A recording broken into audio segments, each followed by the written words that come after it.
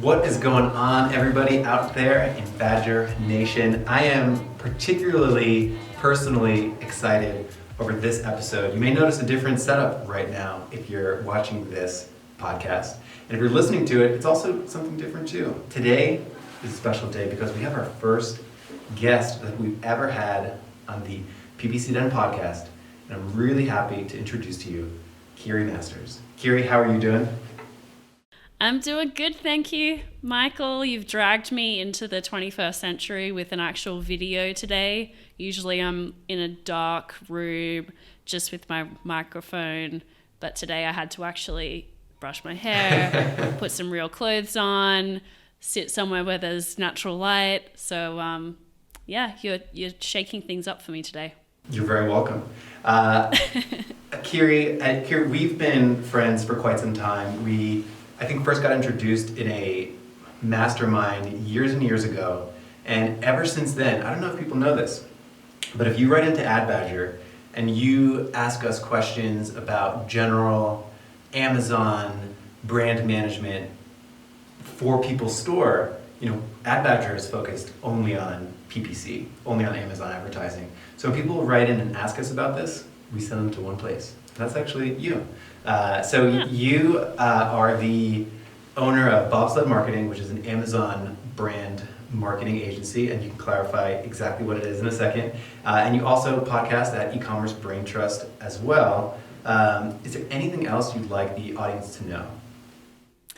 Yeah, we were just chatting before the show. Like any entrepreneur, yourself included, Michael, I know that this is your MO as well. I'm a bit of a crazy person. I have two big projects coming up in the next 2 months. One is a new book called Amazon for CMOs, and it's really Amazon for CMOs, for retail executives trying to figure out what to do with Amazon. And then the other one is the Marketplace Institute, which is taking everything that we know about Amazon from running an agency for the last 4.5 years, working with hundreds of brands, doing their advertising, their marketing, their operations, their brand protection. We're bringing all of that into a platform that will let brands and even agencies and consultants do the Amazon thing for themselves, with access to our processes and even access to our Amazon experts by what we're calling right now the Amazon Helpline. So that's all launching in September. Sign me up. Yeah, so now you can access all of our processes without having to call me up and wait. That's really cool. And I'm particularly excited about this episode too, as we sort of transition into the meat of this episode. I'm pretty excited. I actually think we're going to call this episode Into the Great Unknown, about Amazon DSP. So much of what I like about digital marketing and specifically paid traffic, whether it be Google ads, Facebook ads, Amazon ads for the most part, is how easy, accessible, self-service it is. If you want to go and run a Facebook ad campaign, you can do it this afternoon. You don't need to necessarily call up Facebook and ask their permission or get approved in some particularly special program. However, I'm eager to hear more from you and your experience, and I know that our audience would be particularly interested in just hearing about what DSP is, how potentially maybe they can access it, what it means in the context of sort of standard Amazon advertising.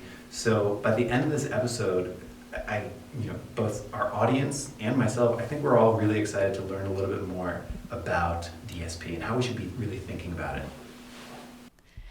Great. Yeah, this is, like you said, I think that when you see those charts of Amazon advertising revenue just going up and up and up and up, and we have Amazon's reporting their Q2 numbers tonight, actually, I'm pretty sure we're going to see there's going to be some new milestone reached with ad revenue from Amazon.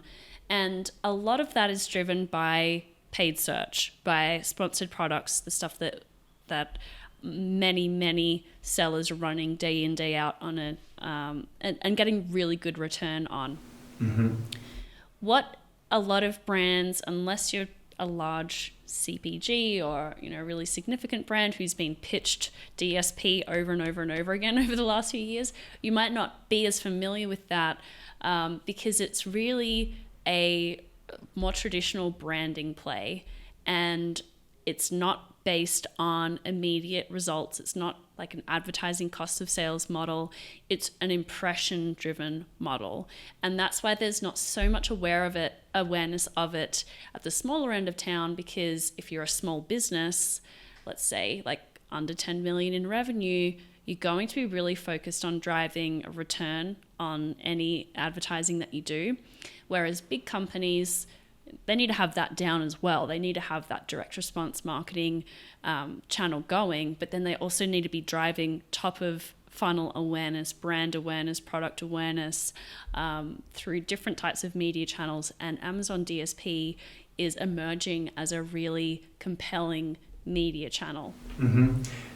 Sometimes on the show, we like to stick with the jungle theme, and we'll often describe people on Amazon as either being, customers on Amazon being either hunters or foragers, in the sense of there's hunters that know exactly what it is that they're looking for. They're going to jump to Amazon, they're going to make a search, they're going to see the thing that they want within the first, above the fold before they even scroll down anywhere. They're going to click something and they're going to convert. This is part of the reason why top of search generally converts better than product page placements generally. But that being said, more and more people are going to Amazon and just generally on the internet who maybe they don't exactly know what they want to go and buy yet. They're sort of higher up in the funnel. They sort of can be guided down a funnel even within the Amazon ecosystem. So a lot of times when we talk about Amazon PPC optimization, I think you're absolutely right that it is a lot of bottom of funnel work. And granted, that's part of the attraction of Amazon advertising, that there is so much bottom of funnel.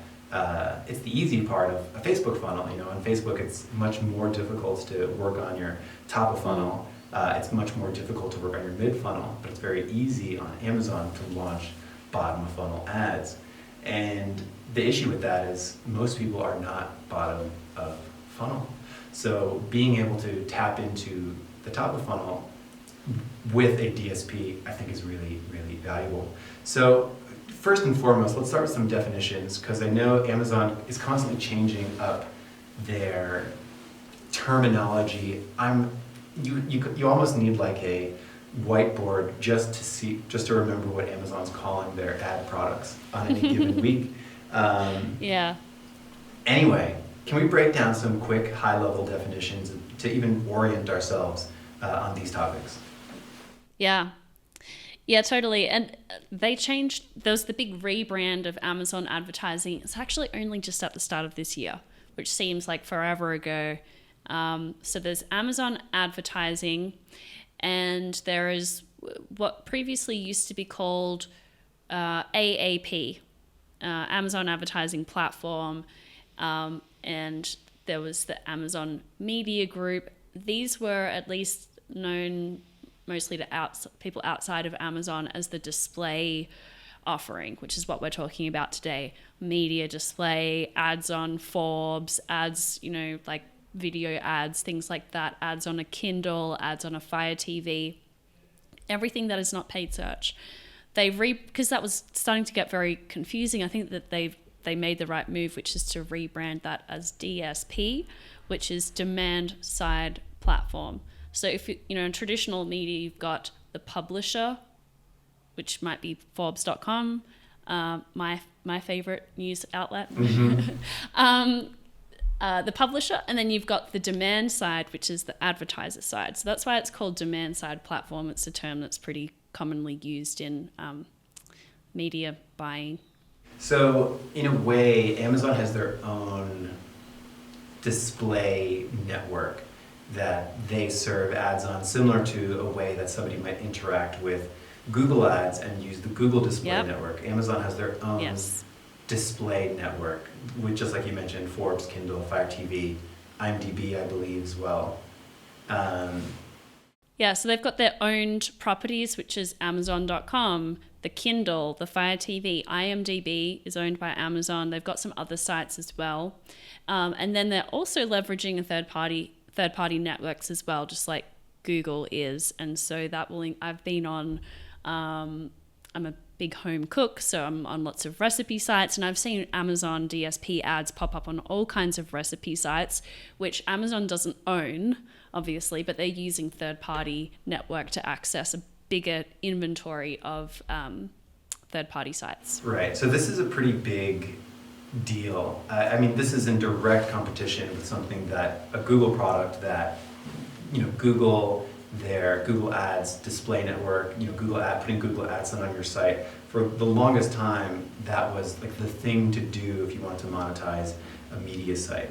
So I think it's so fascinating to watch the evolution of Amazon DSP. So I think the question that I always have is, why do you think that so far DSP has been some kind of walled garden in the sense that it's not self-service? I think the number that I see sometimes is like, as after an advertiser is spending about $35,000 a month on their sort of normal advertising, they'll get a phone call, say, hey, why don't you guys do DSP? Tell me why you think that is an occurrence. Because this means even super duper large brands that are just entering Amazon may not even get that call until they start their normal, sponsored products, sponsored brand ads.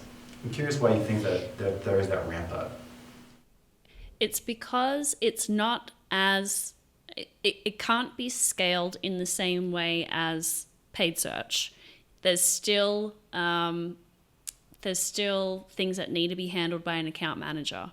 So with sponsored products, it's like you set your bids, you set your budget, you put in your keywords. It's all done by you. There's no one at Amazon doing anything. With DSP, there's still, I think ultimately they want to scale it. I mean, why wouldn't they? It's just so profitable for them. But there is still, it is still quite a traditional type of advertising. There needs to be checks and balances in place. As an agency, we run DSP campaigns for some of our clients, and we have an account manager who manages our agency relationship and some others, and we still need to go to him to say, can you turn this on? We're ready to launch this campaign. Can you initiate it? There's still a lot of manual intervention. So it's just not possible for Amazon to scale. And therefore, like you said, they have sort of a minimum spend requirement where if you're an agency, you have to have you have to be spending over a certain amount every month for them to support you. And then if you're an individual advertiser, you also need to commit a certain amount to be able to be onboarded onto that platform and be managed, because it's just there's a lot more overhead associated with this than a sponsored products kind of operation. Mm-hmm. So there are plenty of listeners out there that are in that spend range, and when I talk to some of them, sometimes they're very skeptical of the DSP phone call. Where they'll often turn to us and they'll say, hey, we just got this phone call from Amazon. They want us to run this new ad type, this DSP type thing. They say that it has access to ads that we currently don't have access to. How should a company who's in that range start approaching that decision-making process? Should they be taking budget away from their normal sponsored products, sponsored brands, ads inside normal campaigns? Should they reallocate brand new budget for this? What kinds of returns should they be expecting? So I'm just curious, or even what KPI should they even measure that by? I'm just curious, what is the starting conversation that companies need to have when they do get that phone call? That's a really great point, and I think this is one of our talking points for later, but we may as well touch on it a little bit now, is you can't expect the same kind of return on ad spend that you get with paid search. It is a completely different animal. And I think that this is where a couple of years ago, Amazon's DSP sales team was quite aggressive in going out and trying to acquire new brands to come onto their platform. And I believe that they burnt a few bridges because they aggressively promoted this to brands that had never done brand advertising before. They'd never done any display advertising before. They'd never purchased media before. And so these brands who are used to the great return on ad spend that you can get with sponsored products were expecting immediate returns, and that's just not how this works.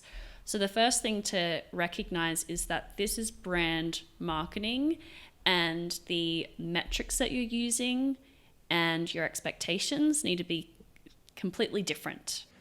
So in that case, it does not make sense to take budget away from your bottom of funnel, your deep funnel search marketing on Amazon. It doesn't make sense to reallocate funds from there over to DSP. It seems like it's a brand new part of the funnel, a sort of a new channel that they have yet to tap into. So I know that it's very normal, if anyone has run Facebook ads, to have a top of funnel awareness campaign that's maybe a video and where you don't expect any commercial impact yet, where you're just trying to get people to become aware, to watch the video, and then later you can retarget them and then expect a commercial return. So is that sort of how people should be thinking about these DSP ads? Yeah. Well, let's take a second and talk about the funnel here, because there's a few different use cases for this. And the cool thing about DSP is that there are different targeting types and placements that, like you said, you just don't get with sponsored products. So at the very top of the funnel with the awareness segment, what Amazon has, of course, is millions and millions of data points about hundreds of millions of shoppers and what they looked for, what they added to their cart, what they didn't buy, what's on their wish list, what they did buy, how frequently they buy it, who are they buying for? Are they buying gifts? Are they buying things for kids? Do they have pets in their house? They know so much about our households and what they're spending money on. So what they're able to glean from me and my shopping behavior is, I like cooking. I have a toddler at home. I have a cat. I'm married. I'm in this age bracket. All of my interests. So they're able to know that they're able to start targeting me with things like kitchen appliances and kids' clothing and stuff like that, because they know that I'm in this demographic segment. I have these interests. I have these psychographic qualities. And so from an awareness standpoint, if you're a kitchen appliance manufacturer, then you want to be able to start targeting people like me for your new sous vide machine or whatever. So Amazon has assembled not just demographics, which you can get with any advertising platform, but psychographics. What are you in market for? So what have you recently researched on Amazon? So Amazon would know that I'm looking for a new coffee machine. So this is the awareness stage, and this is what's really helpful, very top of funnel. I want to start targeting people in, who look like this. The next stage, when people call these stages different things, but let's call this one consideration. So if I've already started looking at different brands of coffee machines, then that I'm a good target for an advertiser who's looking for someone in that consideration stage. So what we can do with DSP is we can look for customers who've looked at competitor products, customers who have looked at our product detail pages and not purchased. And also we can pull in data from our e-com store and negatively target them and say, we don't want to cannibalize sales from our own website. Let's not target customers who've looked at our e-com site. Mm-hmm. When we're getting to the purchase stage of the funnel, then this is when we can actually start using remarketing as well, which is something that has been seen in various shapes and forms with PPC on Amazon, but it's not as sophisticated as it is with DSP. So that can be used really effectively with the purchase and loyalty stage. In what ways? As well as, I'm curious. yeah. In what ways is it more sophisticated on DSP? That's a good question. This is just what I've been told by Amazon. Right. And I think that brings up a good question. One of the things that I hear a lot from people that first start running DSP is there's a general frustration with the data that you get back, where there might be like different classifications of retargeting groups, but then you actually can't see the pages that got the clicks or the pages that led to conversions.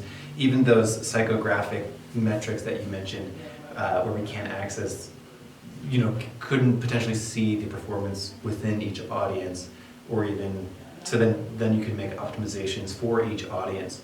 I'm curious, when you guys are managing DSP, is there any way to work around some of that data black box? Short answer is no. And this is, I guess, taking a step back, just a frustration that anyone interacting with Amazon has, is that we know they have the data. Mm-hmm. We know that they have it, and they have all the data. And the way that they sort of parcel it off in little chunks to people, like sellers get this kind of data, vendors get that kind of data. If you pay for the premium analytics add-on, as expensive as it is, you get a little bit more. If you're on DSP, you get a little bit more. So like they've made it, and I think this like partially deliberate, they've made it so that you need to be like fully invested in the platform, in all of their platforms, to be able to start assembling things. And even then you can't see end to end, search view of a DSP add to cart. I mean, you can get some of those metrics in DSP, which is add to cart, impressions and sales and things like that. So you get to see part of it, but then not when someone repurchased, which you could get in a different type of report, or like how many were new to brand, which you could get in sponsored products campaigns, but not in DSP. And it's just like, Amazon is such a huge organization, and they just don't put all of those little pieces together. So yes, it's a frustration. I think it's warranted. I think that they do want to give us data to the extent that it will get advertisers to spend more money, but they don't really have a full interest in sharing everything with us, because then they lose what is special about Amazon. It's interesting. So continuing with that funnel, seeing, because there's also like after conversion, some sort of like loyalty mechanism on DSP too, which is also very unique. Yeah, I don't have a whole lot of detail on that specific one. So I guess in terms of the silver lining here, because for me, who hasn't done much with DSP, oftentimes, as someone who's sort of like down in the wool optimizing, maybe I'm thinking about this the wrong way, perhaps for sure I am. What is sort of the silver lining here for DSP? Like, sure, you might not be able to get all the data that you might expect. Sure, maybe the data is going to be obfuscated from you, but where's the silver lining here? Because there has to be reasons to continue to do it, otherwise DSP Absolutely. would not be a thing.